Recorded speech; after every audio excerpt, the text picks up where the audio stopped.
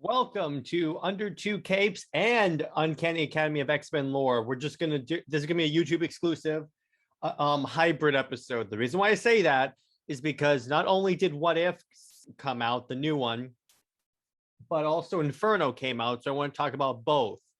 So we're gonna start with What If. I have my other laptop up because I have my notes on that one. All right, so this one was What If Ultron destroyed the Avengers. Now, let me say one thing here. This was my favorite What If episode, like of all time. Like it is up.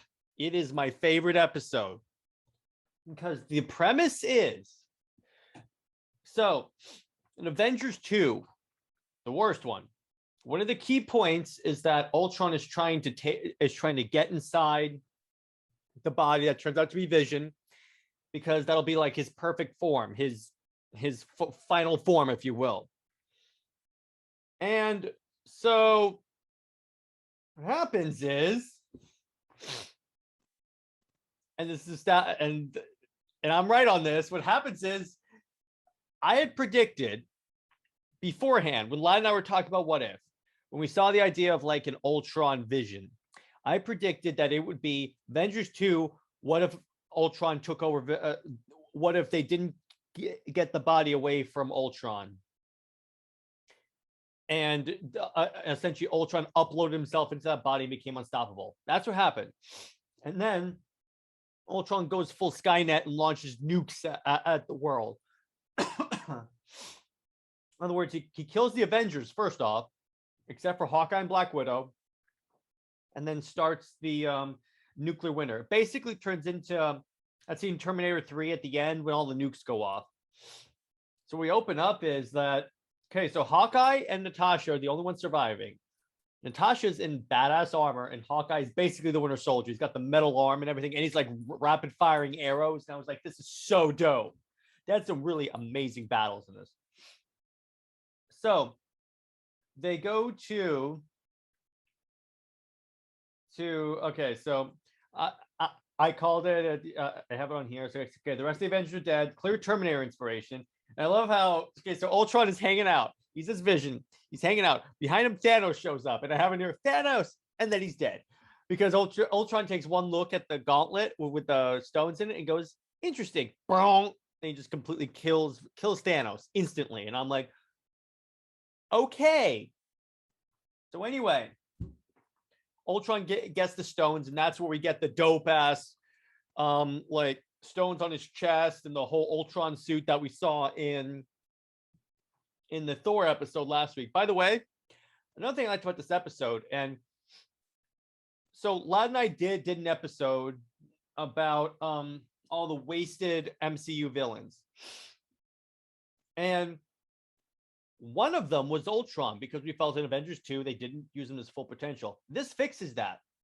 It's as if the people up behind it's as if Marvel Studios is like, you know how people weren't big fans of what we do with Ultron? Let's fix that. All right, so Ultron gets the stones, and then he finds out about the different realms. So he takes out Asgard. He goes to basically the beginning of Guardians of the Galaxy and kills them. Then he goes to Sakaar and kills them. He kills Ego. He kills Xandar. Then Captain Marvel shows up and she calls him Skynet. I love that. And then she's dead. This is showing how powerful Ultron is with the Vision body and the stones. He's practically unstoppable. And then he can hear the Watcher, so he's aware of the Watcher. He's kind of like Doctor Strange in that way, in the Doctor Strange episode. So next we have the Avengers go to the KGB base, and then I like how they made the Raiders of the Lost Ark reference for like doing that big room and all of these like lights and all these long hallways of boxes of like notes and stuff. So I'm mentioning here, I love the character designs of these characters. And then Natasha holds up Red Guardian's shield. So I'm like, oh, yes, I just saw Black Widow. I'm so happy that they include that. Then they reference Zola. And I love the Watcher. He's like, should I intervene? It's right there. It's right there. Go, get it. He's basically us watching an MCU movie. That's basically what the Watcher is. And I love it. I love how they do that. So, and Hawkeye seems like he's in his Ronin personality right now. What I mean by that is that he doesn't have like the will to live because his family's got killed. Remember, that was a big theme in Avengers 2. All right, so then they go to the base from Civil War where Captain America and Iron Man had their like climactic battle. Which I love. I love how they find Zola and the Zola AI. There was another copy of it, and to get him to comply, they threatened to pour water on the computer. I love that. And he's like, "Okay, I'll do it." Ultron Jones show up. Their plan is they're going to inject Zola into the Ultron drone, and through that, go to the main Ultron and then take apart his code. So they do that. It doesn't work. So they're like, what the hell just happened?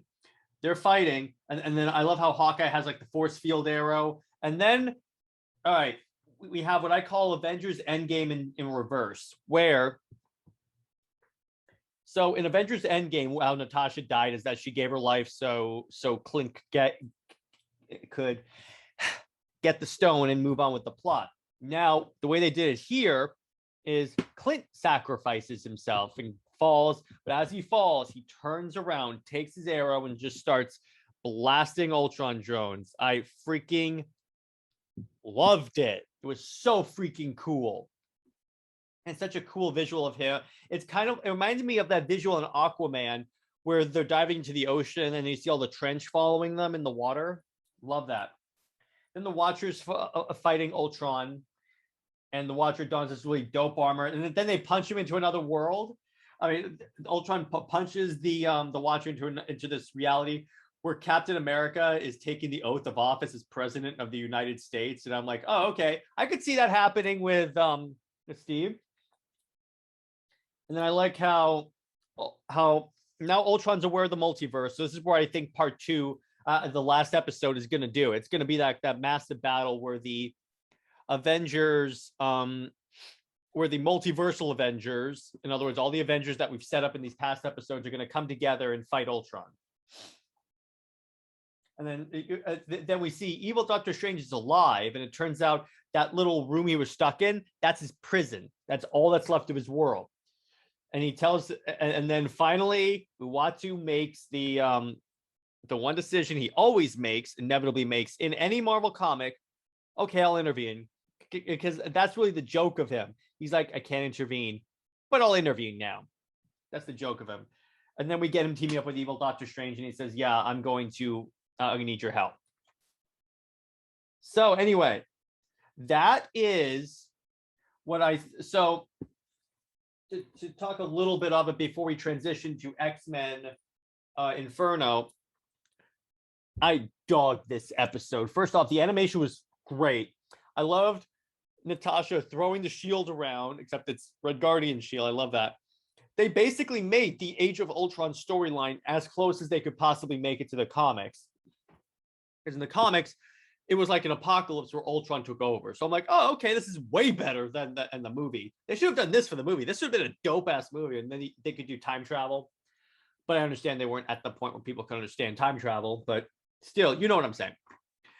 So also, I dug all the different references to other pop cultural movies like Raiders of the Lost Ark, Terminator. I liked how when Captain Marvel is fighting Ultron, she punches him into the core of Xandar. Then Ultron's like, okay, you think you're so strong, you're dead. And then my favorite scene is where Thanos shows up and everyone's like, oh, okay, now we got to fight. And then Ultron just one-shots him. I was like, okay. So that immediately establishes how powerful this dude is, which I felt they did this fantastically. So let's see. Okay, 10 minutes. I'm going to do a couple more minutes of this. So in addition to this, I really feel like now this further advances my theory that I think we're going to see for like the main bad guy of the MCU, the main bad guy. I mean, like, it's going to be an event, I think. And it's going to be basically Secret Wars. And that's going to be like the multiverse is collapsing. Because why else would they introduce the multiverse this soon and have all these different universes pre-existing, and then just not do that? This is just a missed opportunity if they do not somehow factor in the multiverse as the main bad guy. Or it could even be Ultron Vision. He could be the main bad guy, and I think that would be amazing, particularly since we just got Vision back. I would love to see White Vision fight Ultron Vision. That'd be so dope. And then they could have James Spader come back as Vision. I feel like there's a lot of potential here. And you let me know in the comments what your guys' theories on how What If factors into the larger MCU, and then I'll read it on the next episode of Under Two Capes, or on the next episode of UAXL and stuff. But so yeah, there is that. So, and once again, I still think that the multiverse is how they're going to bring in the X-Men. That's why they're establishing this, and then they have the X-Men movies. And then, one more thing I forgot to mention, though. I loved the Galactus reference, and if you don't know what that was, there was a scene where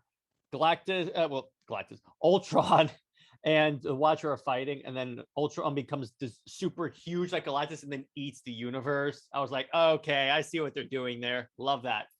Well done, sir. So I'm just quickly pulling up a list of what if Easter eggs. I just want to see if there's anything I missed, because I'd like to give you guys the best content available. That's why you should like, comment, subscribe. So we have Clint Barton actually cloaks when he has the cloak, which I think is really cool. It's a miniature version of the cloaking tech that he uses, that the helicarriers use, which I think was pretty cool. Hawkeye has a metal arm like the Winter Soldier. I dug that. Yeah, I'm reading a list on Screen Rant.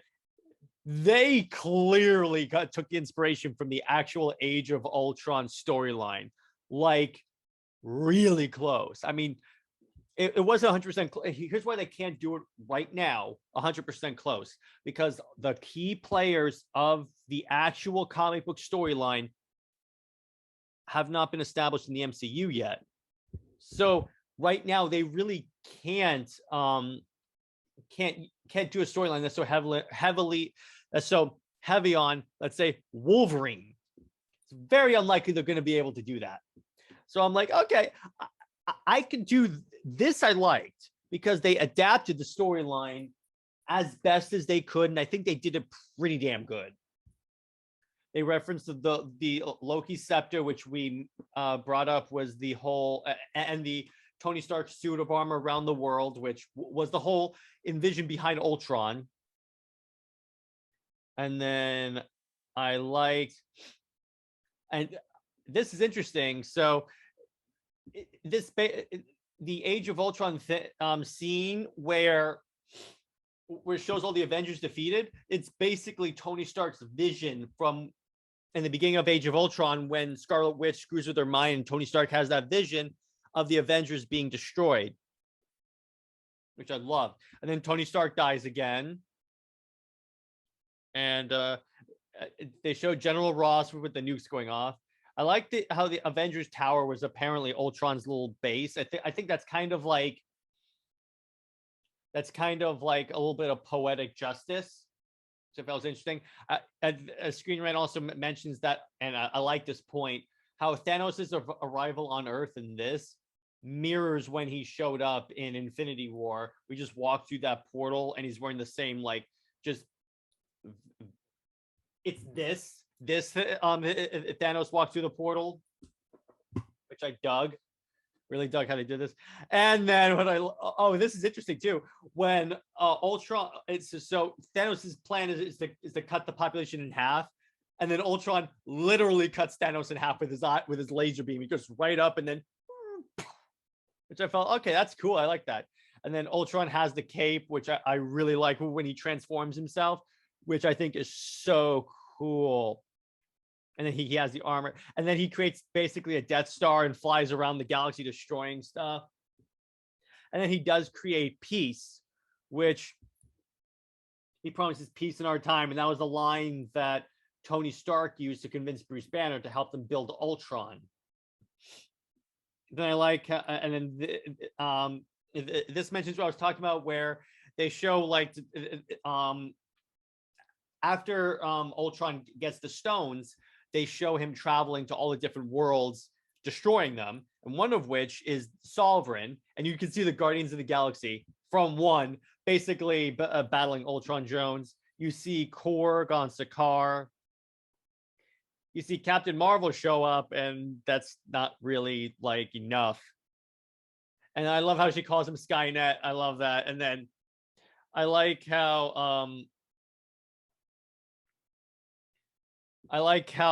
they like completely like, and then I like how Ultron just effortlessly destroys Captain Marvel. And okay, so real quick, since I didn't get a chance to review the What If episode last week, I will say the one thing it did is it made me like Captain Marvel. I like this version of Captain Marvel way more than the one in the MCU. Totally fine with that, probably because this one's more charismatic than Brie Larson, which that's not a hard thing to do. But anyway, and then I love where, okay, so and then Hawkeye references Indiana Jones, which, you know what, I'm gonna share my screen so you guys can see with me. Here's why they're making the whole Indiana Jones reference, is this particular part here with the large ass room with all the crates, and then the Red Guardian shield. I was like, oh, that's cool how to do it, because Black Widow's Russian. So I was like, oh, okay, that's pretty dope. Because originally, when I saw her, you saw her with the shield as a backpack. So I thought, okay, as a tribute to Captain America, she carries a shield. It's Red Guardian shield. I like that. And then they try and get, and then they mention about you can't get the plans on the main computer. I love that. And then I like how they connected the whole thing to Civil War too. That's what I like about these What If episodes, past the whole first episode, because they're factoring in multiple episodes instead of, multiple MCU movies, not just one. They're combining all of them that make sense together. I like that. Then so we mentioned about Hawkeye's name is also Francis. Then it turns out for Francis Barton is actually the one from the next Avengers movie. And then we have Hawkeye's USB arrow that he used in Avengers 1 to take out the helicarrier. And then I liked how they made a reference to the Red Skull. And then I love Zolatron. So they download him into an Ultron drone, so it looks like this. And I liked how they did the whole signature shot of the Archer sacrificing himself, but he does the whole turn around like he did in Avengers 1, except obviously he's falling downward, and he's like firing the explosive arrow at the drones as he's screaming, going, ah! Thought that was really good. And then once again, there you go. Death flips from Endgame. I love this. And here's the Watcher's dope armor I told you of.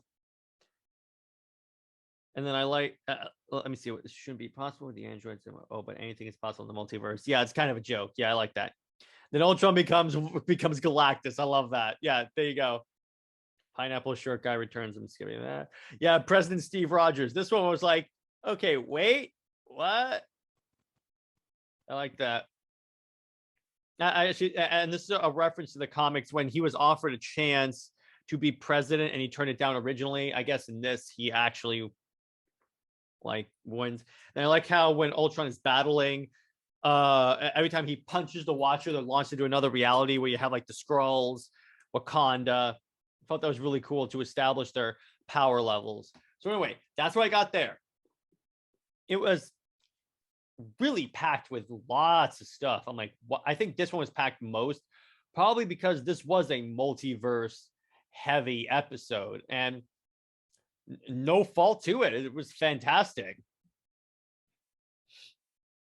It was really fantastic. It's once again my absolute favorite ever episode of What If. They did this perfectly, and it was unbelievable. All right. That's the end of my discussion on What If. Now I'm going to transition to Inferno. So, from what I've heard of it, I'm plugging in X-Men Inferno 2021. Because I haven't read this issue. I'm just familiar with the storyline. So I'm like, okay, this is dope. Okay, so what I dig, all right, so once again, they're building off of that. The whole X-Men thing is going to be, I think they're going to burn down Krakoa, honestly. So one of the important points of House of X and Powers of 10 was Moira McTaggart, otherwise known as Moira X. She keeps, she's the mutant. Just to review, and I'm going to link to in one of these boxes, probably there, about the House of X Powers of 10 episode. So I'm going to link that somewhere in the episode, and then you'll be able to check that out. I liked how, so important point of it, Moira, her mutant power is that when she dies, she resets. In other words, she goes back to being a baby and she relives that life.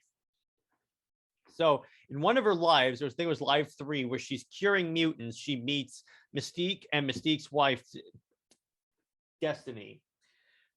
Now what Destiny does is she kills her, but then tells her, okay, you're going to go back in time and you're going to help mutants, because if you create a cure, the government's going to force it on us. It's not going to work out for anyone. So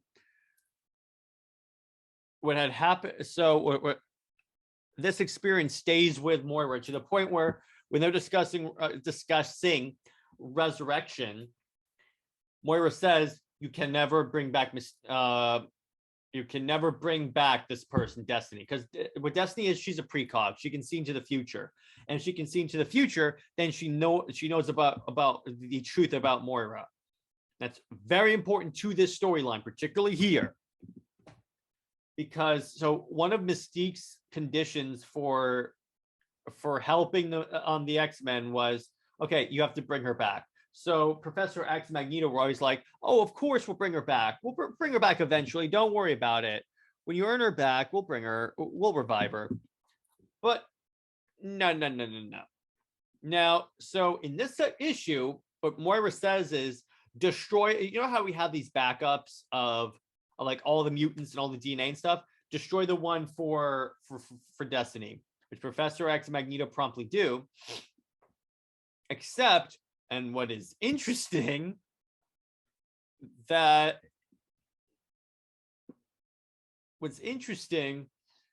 is that Destiny apparently came back and takes Apocalypse's seat on the council. And I'm like, wait, what? How does this work? So I've heard of a lot of conjecture on it, that maybe it was Emma Frost who resurrected her alongside Sebastian Shaw and Mr. Sinister. Sinister, it makes sense because he would have all the DNA and everything, and I'm sure he has backups that the council does not know about. So dug this. So now, once again, where I think this is going is I think at the end of this, that's it. Krakoa is gone. I can honestly say I'm pretty sure Krakoa is going to be destroyed. Or not really destroyed as in the island itself is going to be physically destroyed, but I think the whole idea of a mutant nation, the whole experiment, is done. It's not going to happen, because at this point, the government of Krakoa's legitimacy, if this gets out, gets lost.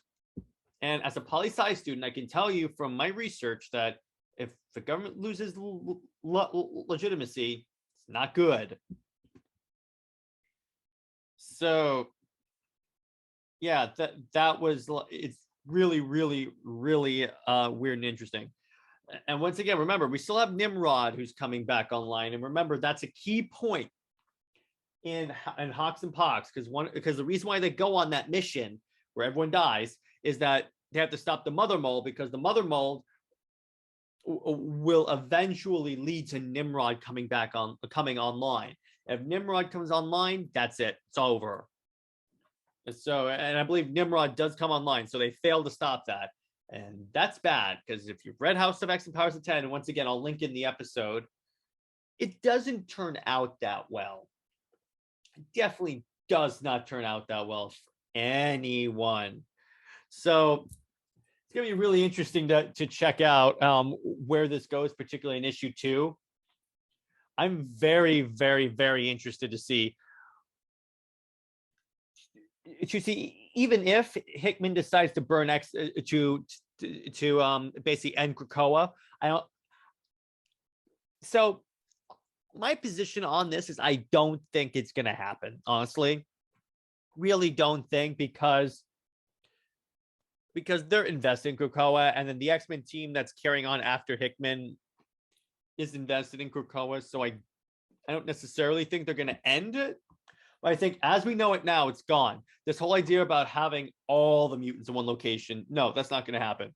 I think a lot of the mutants are going to leave Krakoa and go back into normal society, maybe rejoin the Avengers, saying, hey, we messed up. This was a bad idea. That's where I think this is going. But I'll be very, very interested to see to see what happens in the next few issues. So anyway, so let's talk about, okay, so for the remainder, I want to conjecture on, let's see, what can I conjecture on? Probably, let me go to Bounding. I'm going to go to my news source here. Let's talk about, so I will have the review for Venom 2 probably up by Saturday or Sunday, somewhere there, because I plan on seeing it this weekend, and then I'll have it up. Here's a good one. Here's one that I want to talk about. We're also going to roll in the news show into this. All right, I just want to bring this in. Henry Cavill wants to return as Superman in live-action Injustice movie. Yes. So I would love that. We already have the animated Injustice movie coming up, but I would love for him to actually show up as an evil but conflicted Superman. That'd be pretty dope. Oh, sorry. All right. Now, it would be interesting though, that because in reference to the Snyderverse, because remember, in Zack Snyder's 5-issue arc, Superman was going to turn evil because the anti-life equation. So so it would be kind of interesting to see that if they do this, if it turns out that it is, if they do end up doing an Injustice thing, if it's just the Snyderverse, which would be dope. I'm all for this because I like when they this is essentially what we're going to get in the Injustice movie, which looks amazing, by the way. I like when they put superheroes in like positions that you wouldn't normally find them in. And so the reason why I like Injustice more than Secret Empire, because Secret Empire was in canon. I'm like, no, that's dumb. And I've said this in a very early episode of the podcast. If they had done it as an Elseworlds, it would have been better. I mean, I like Secret Empire, but maybe it's better as an Elseworlds. Whereas in Injustice, this is an Elseworlds in the multiverse. It's not like Superman all of a sudden turned evil and then went back to being good. No, this is multiverse. I definitely think it's way better if it's a multiverse storyline, because then you don't piss off the fans that much, because it's like, okay, this is just one iteration of Superman in the multiverse, not our main one. We can have the hopeful Superman. By the way, can I say, I love how like Superman and Batman, if you look at the image, they look just like the New 52 versions, like particularly Superman. I'm like, okay. I clearly see that. I think it's because they wanted to look like armor, because that's kind of what the characters look like in the game. So, okay. I get that. Speaking of the trailer, I definitely liked how it looks like they're factoring in like a lot of the other comics too. And I'll mention that when I do my trailer review later. I think that's a good place to leave it. So anyway, I hope you guys enjoyed this hybrid episode. I'm going to try and do like a lot of these more. We're going to get back on schedule next week. I have a lot of stuff planned as to how to improve the channel. If you guys have any ideas on what we could be doing better, drop in the comments or just email us at comicsleague2020@gmail.com. I'll have the link in the description, or shoot us the link on Instagram. I'll have the link in the description again. It's at Comics League 2020. And yeah, I guess that's a good place to leave it. Hope you guys enjoyed this my topics that I discussed, and I look forward to next week's finale for What If. It's gonna be pretty dope. I'm really excited. All right, everyone, have a good rest of your week. Class 7 session. Stay heroic, everyone.